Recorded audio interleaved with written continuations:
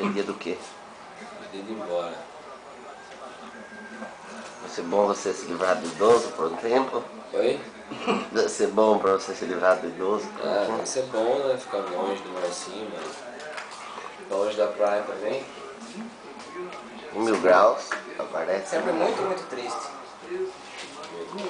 Vamos preparar já. Cadê o dinheiro?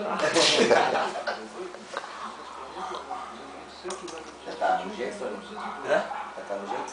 Ah, hoje não, né? Hoje é muito. 1000 graus. A saga de 1000 graus. Não aceita nunca voltar ao seu estado normal. Já acorda desesperado já.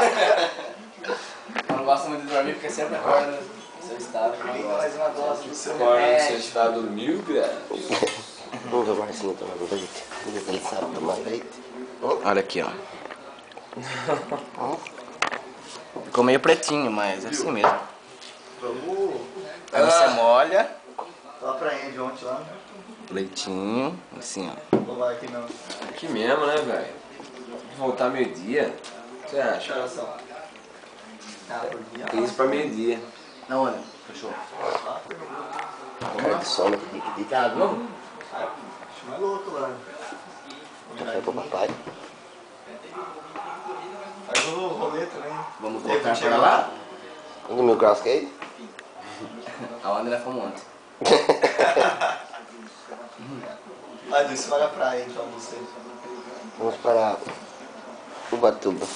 Último dia, né? Vamos pra praia do Tombo. Segunda vai embora. Na praia do Tom. Toma. Hã? Amanhã não vai embora?